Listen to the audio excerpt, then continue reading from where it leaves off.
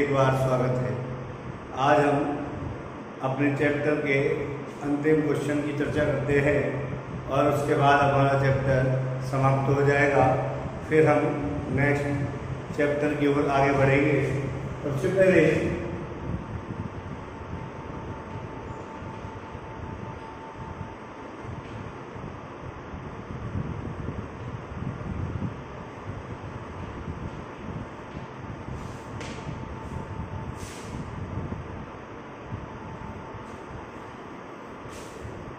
अंतिम वीडियो में हमने संविधान की प्रस्तावना के सार के बारे में अध्ययन किया था।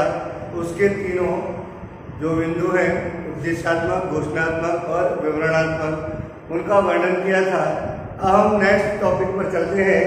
नेक्स्ट टॉपिक है हमारा भारतीय संविधान की जो विशेषताएं हैं, उन विशेषताओं के कारण हमारा संविधान कैसे श्रेष्ठ है, या हम कहें कि विश्व के अन्य जितने भी संविधान हैं उन संविधानों से श्रेष्ठ हमारा संविधान किस प्रकार है। क्वेश्चन लिखते हैं, भारतीय संविधान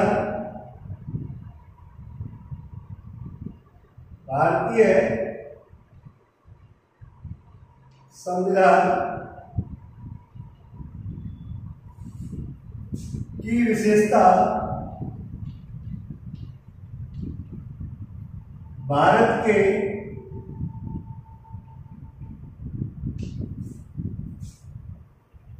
संविधान को कैसे श्रेष्ठ बनाती है, या विशेषता, या नेक्स्ट क्वेश्चन इसी का यह था कि संविधान की विशेषता हमारे लोकतंत्र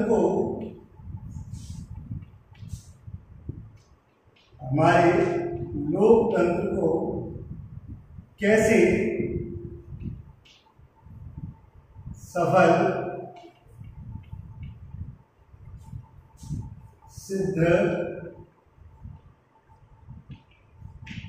करती है। चलते हैं कि भारतीय संविधान की विशेषता इस संविधान को कैसे श्रेष्ठ बनाती है, अर्थात जो विश्व में जितने भी संविधान दिए गए हैं उन सभी संविधानों से किस प्रकार हमारे देश का संविधान श्रेष्ठ है, कारण क्या है। तो उसके लिए हम पढ़ेंगे, जैसे कि आपने भारतीय संविधान की विशेषताओं का अध्ययन किया है, और उन विशेषताओं में अगर हम देखें, उन विशेषताओं के अंदर पहली जो विशेषता हमारी लाते हैं हमको श्रेष्ठ बनाने के लिए, वो है लोकतंत्रात्मक गणराज्य।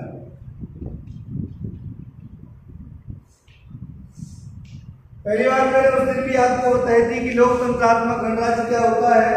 कि लोकतंत्र में जनता अपना शासन चुनती है, अपना प्रतिनिधि चुनती है, और जो प्रतिनिधि चुनकर जनता द्वारा सामने लाया जाता है उसका दायित्व व कर्तव्य है बनता है कि वो अपने देश का और हमारे देश के नागरिकों का विकास करें। तो उसके लिए हम सबसे पहले इसको मानते हैं कि लोकतंत्रात्मक गणराज्य, कि भारत में जो भी शासन प्रणाली अपनाई गई है वो है लोकतंत्र। क्योंकि इसमें हम कह सकते हैं कि आगामी 5 वर्ष जो चल रहे हैं, हमारे 5 वर्ष, इन 5 वर्षों के लिए सरकार का चयन होता है। उन्हीं 5 वर्षों के दौरान हमारी जो सरकार का निर्माण हमने किया है उसको उसी समय अवधि में अपने देश का विकास करना है। आगे चले, दूसरी स्थिति में सरकार द्वारा कहीं भी ऐसी कोई भी व्यवस्था नहीं हो जिससे असमानताएं उत्पन्न हो देश में, और कोई प्रकार का संघर्ष उत्पन्न हो, या कोई जातिवाद, भाषावाद, क्षेत्रवाद या ऐसी और कोई समस्या आए।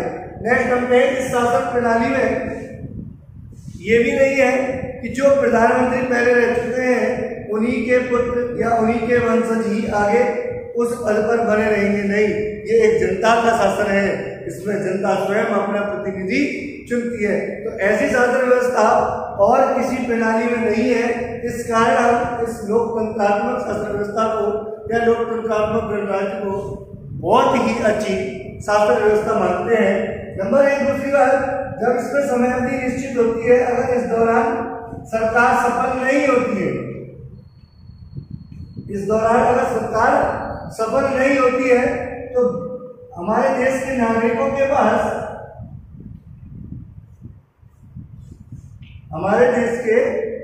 के पास एक विकल्प होता है कि अगले जो 5 साल आने वाले हैं उनके लिए ऐसी सरकार का गठन करें जो उनका या उनके देश का विकास कर सके। तो इसलिए हम कह सकते हैं कि लोकतंत्रात्मक शासन प्रणाली से बेहतर शासन प्रणाली और कोई शासन प्रणाली नहीं है। दूसरी है,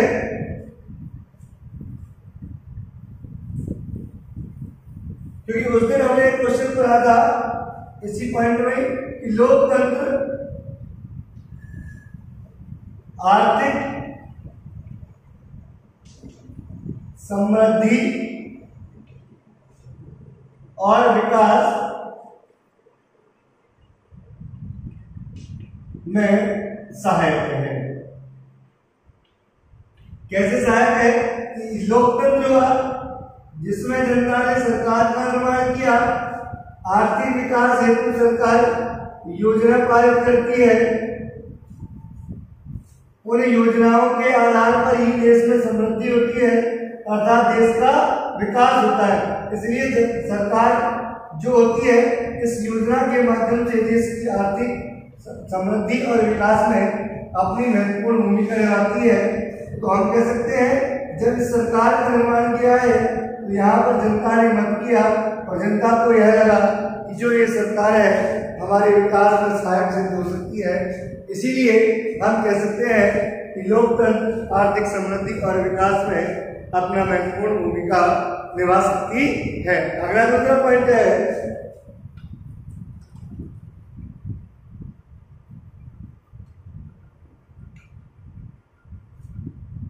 वयस्क मताधिकार।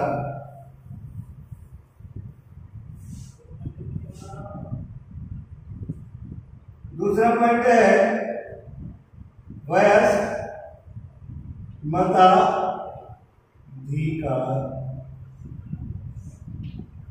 अर्थात जो युवा वर्ग है,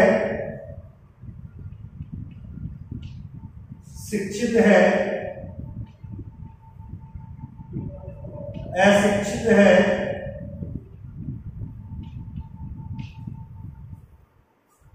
वृद्ध है,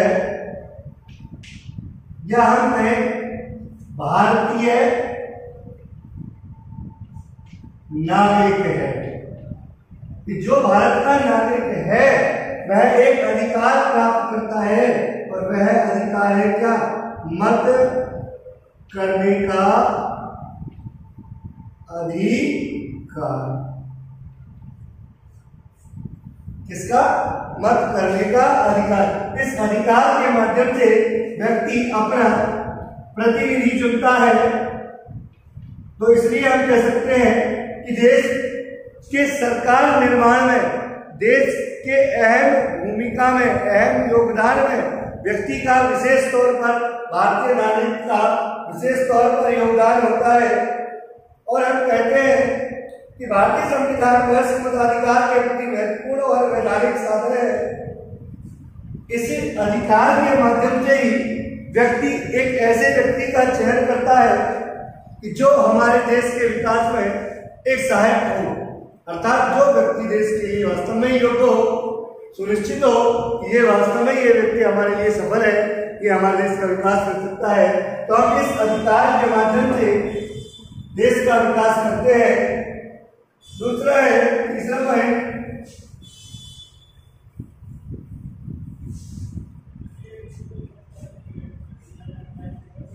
मौलिक अधिकार। जैसे कि मैं आपको बता चुका हूं, मौलिक अधिकार कितने हैं? 6 है। इनका वर्णन मुख्य तौर पर हम अगले अध्याय में करेंगे। यहाँ पर हम शॉर्ट तरीके से चलते हैं। मौलिक अधिकारों में क्या गया है? सबसे पहले हम मानते हैं समानता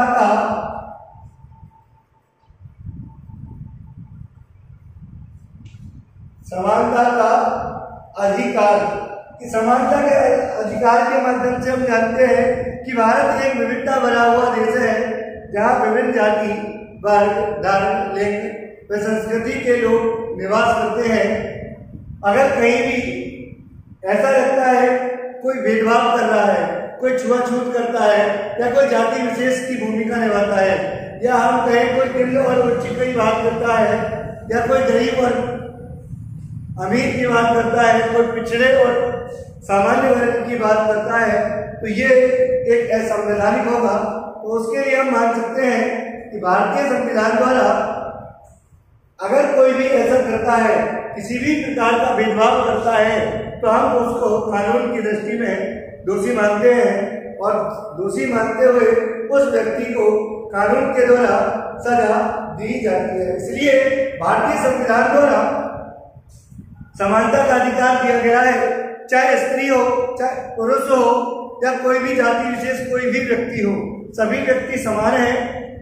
एक जो अधिकार एक सामान्य वर्ग का व्यक्ति रखता है, वही निम्न कोटि का, निम्न वर्ग का, निम्न समुदाय का, अल्पसंख्यक का, वो भी उसी को हम कह सकते हैं। इसी कारण कि भारतीय संविधान एक समानता का प्रारूप है, जो जिसकी दृष्टि में सभी व्यक्ति समान हैं, स्त्री हो या पुरुष हो, निम्न हो या उच्च हो, एक सामान्य वर्ग का हो चाहे एक पिछड़ी जाति का हो, तो सभी व्यक्ति कैसे माने गए हैं? समान। दूसरा अधिकार है स्वतंत्रता का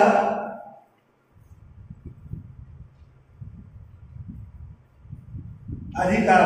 हम जानते हैं व्यक्ति की गरिमा, व्यक्ति की प्रतिष्ठा, व्यक्ति स्वयं जिम्मेदार होता है। हर व्यक्ति स्वतंत्र है, ना तो उस पर कोई जबरदस्ती की जा सकती है, न इसलिए हम कह सकते हैं कि एक व्यक्ति अपने रोजगार पाने के लिए, अपने परिवार का लालन पालन करने के लिए कहीं भी आ जा सकता है, कहीं भी अपना व्यवसाय कर सकता है, और उस पर किसी भी प्रकार का कोई भी न राज्य द्वारा, न देश द्वारा, या किसी बड़े व्यक्ति द्वारा उस पर कोई भी दबाव नहीं डाला जा सकता है। इसलिए हम कह सकते हैं कि देश में स्वतंत्रता का अधिकार भी दिया गया है।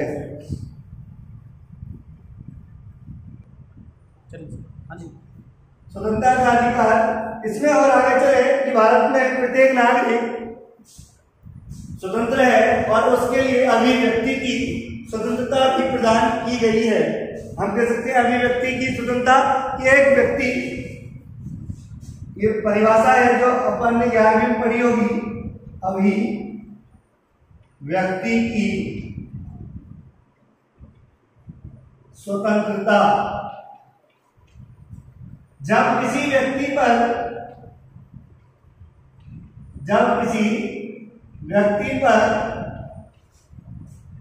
आंतरिक व बाह्य प्रतिबंधों का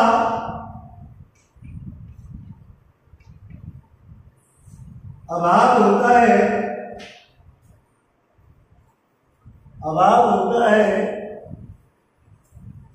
उसे अभिव्यक्ति की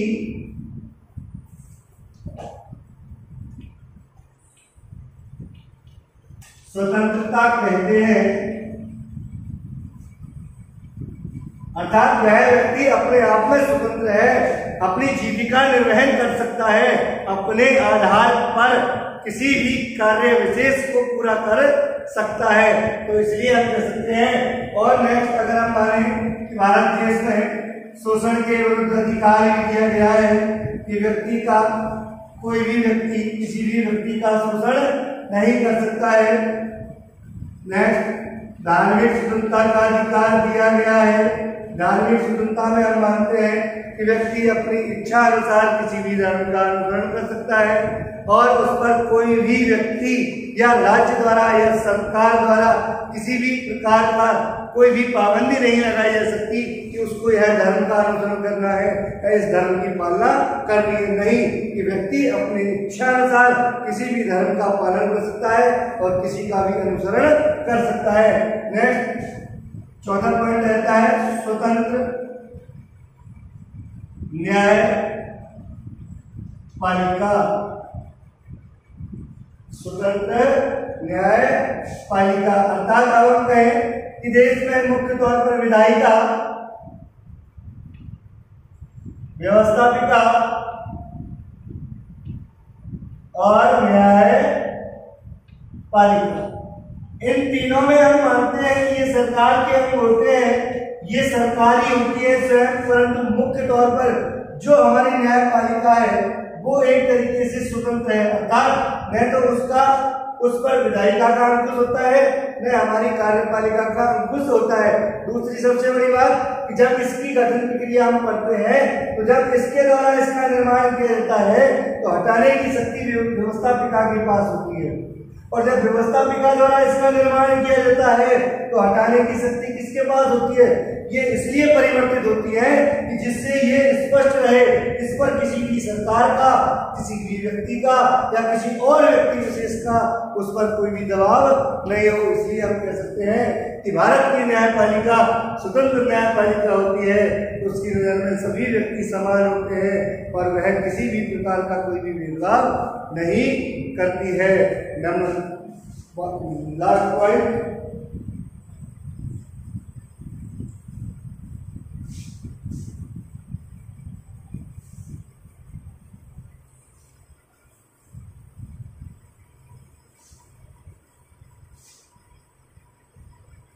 उस दिन मैं आपको बता ही चुका हूं, संसदीय संप्रभुता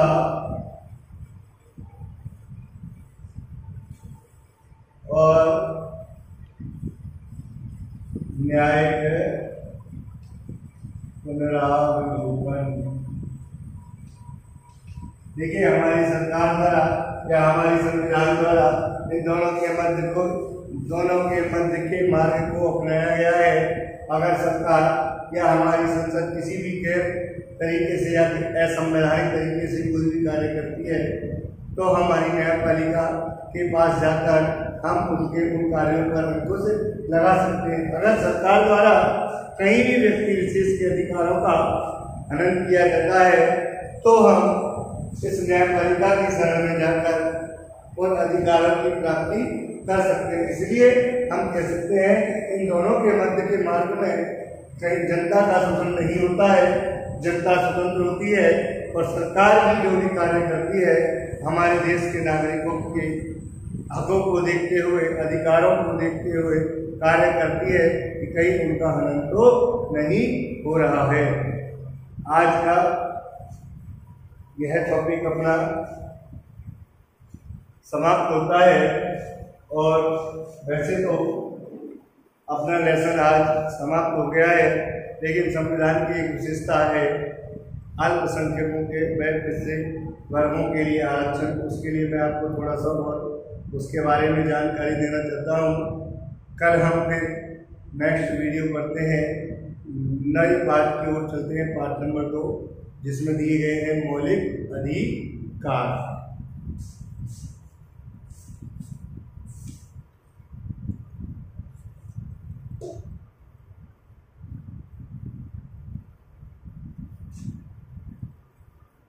देखिए,